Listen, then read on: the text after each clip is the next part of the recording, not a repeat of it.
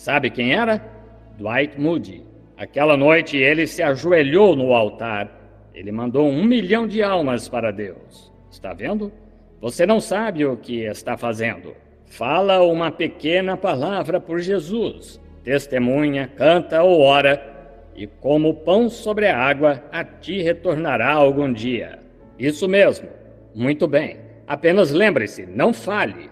Não fale. Ganhe algumas almas. Seja lá o que você fizer, ganhe almas. Eu estou alegre de ver o nosso povo aqui esta manhã. Nenhum deles em pobreza, que eu saiba. Todos usando boas roupas. E vocês são limpos, gente com aparência de inteligente.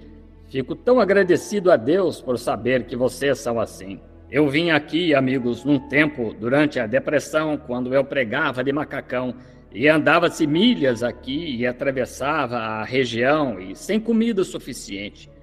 Eu sei, isso mesmo, eu me lembro disso. Deus nos abençoou e estamos gratos a Ele. Vejam, mas esta manhã, vejam, como vocês se parecem diferentes esta manhã. Estou agradecido por isso, mas nunca deixe fazê-los parar. Lembre-se de onde veio, do alto, e ganhem uma alma. Lá isso durará para sempre. E talvez a maior parte de vocês provavelmente tenha uma continha no banco em algum lugar. Estou alegre por isso, e que Deus abençoe isso ricamente mesmo. Mas não deixem isso atrapalhar vocês de ganharem uma alma. Isso mesmo. Mantenham as almas em primeiro lugar. Agora, eu estava pensando em talvez, perguntei ao irmão Neville, ou vocês não têm uma lição específica de escola dominical, assim que ensinamos de qualquer lugar ou de algum lugar da Bíblia. E pensei em ensinar esta manhã, enquanto eu vinha, antes de entrar no recinto, sobre a respeito do livro de Apocalipse. Então me lembrei que está sendo apresentado um programa de rádio a respeito do livro de Apocalipse. Charles Fuller, acho, está apresentando um livro. E o irmão Fuller é um tipologista, ele próprio. E eu tinha receio de nós nos reunirmos para falarmos disso, e você já ficou sabendo um pouco a respeito disso. De modo que, então, pensei em irmos até o livro de Hebreus. É um bom... Quantos gostam do livro de Hebreus? Oh, é um ótimo... Vamos até mais ou menos o capítulo 10. Acho que é um belo capítulo. Não sei se já ensinei a respeito dele, mas provavelmente já aqui, parte dele. Geralmente tomamos 2 ou 3 versículos e então isso resolve e começamos na Bíblia. Sabem, às vezes, quando eu estou de férias e venho, estou tão faminto para conseguir mais uma vez. Quando possa me acalmar no tabernáculo ou em algum lugar aqui e ter uma série de estudos, como costumávamos tomar a Bíblia. Justamente como com um certo livro, começar a estudá-lo minuciosamente através das Escrituras assim. Isso posiciona e estabelece nossa fé. É para isso que são estas lições, são para estabelecerem a nossa fé.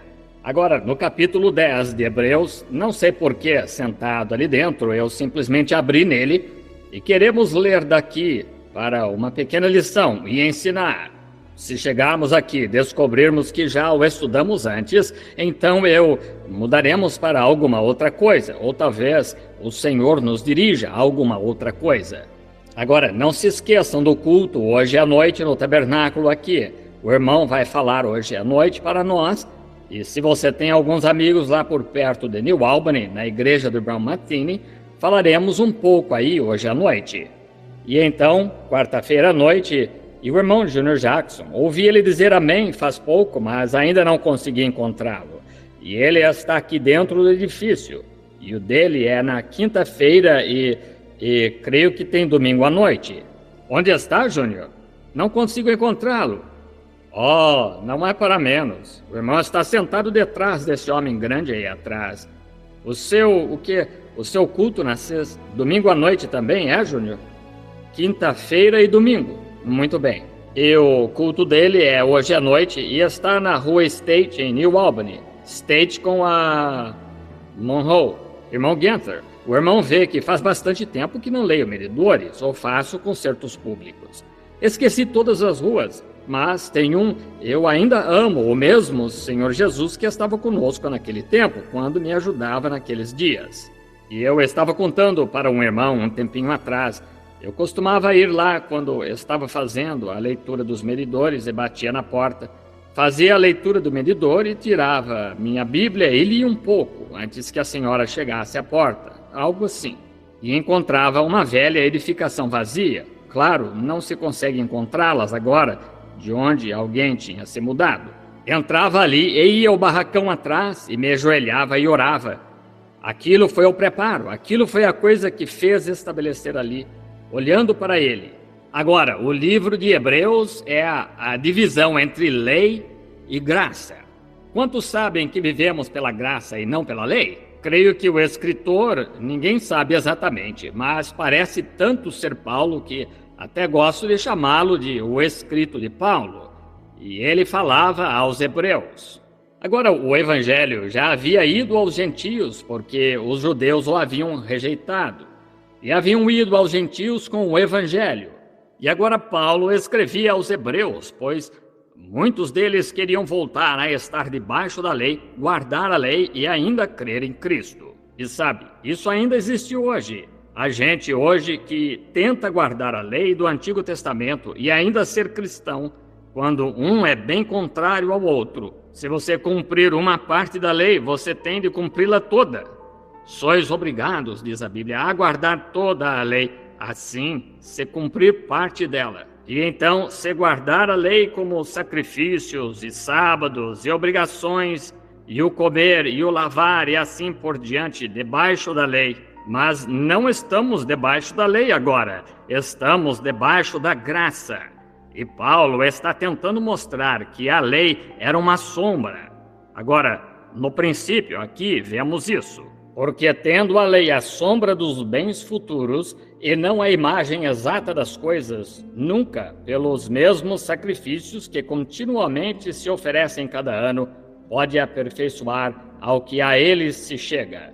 Oh, que coisa! Isso não daria um sermão aí mesmo? Está vendo? Está vendo?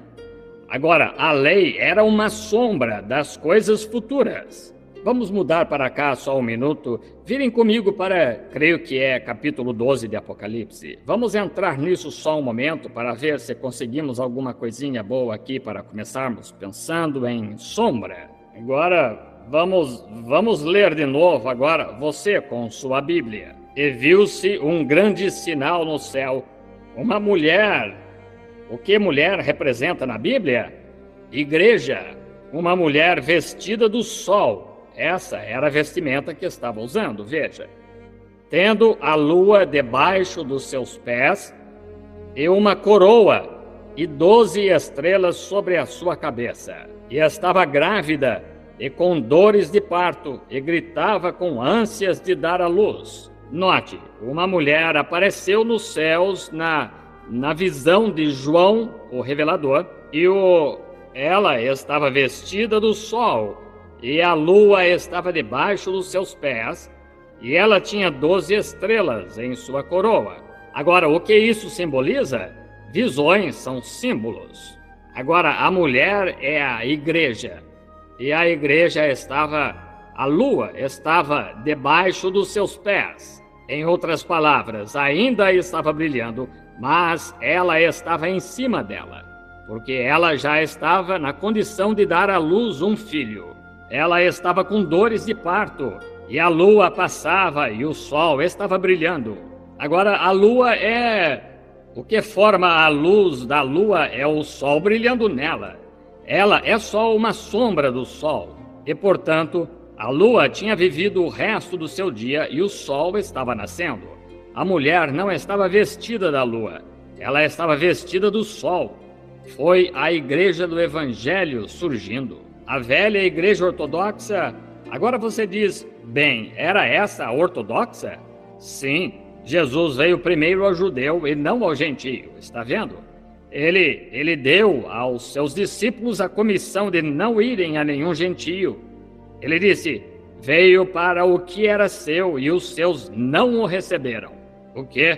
Ele disse, quando lhes deu a comissão no capítulo 10 de São Mateus, ele disse, Não ireis pelo caminho das gentes, mas ide antes as ovelhas perdidas de Israel. E indo pregai, dizendo que é chegado o reino dos céus. Está vendo? Não ireis pelos caminhos da cidade de Samaria, ou por qualquer do resto do caminho, mas ide primeiro às ovelhas perdidas de Israel. É por essa razão que a gloriosa luz do sol estava brilhando em volta da mulher, e ela, estando com dores de parto, para dar à luz este filho. E deu à luz um filho, um varão que há de reger todas as nações com vara de ferro,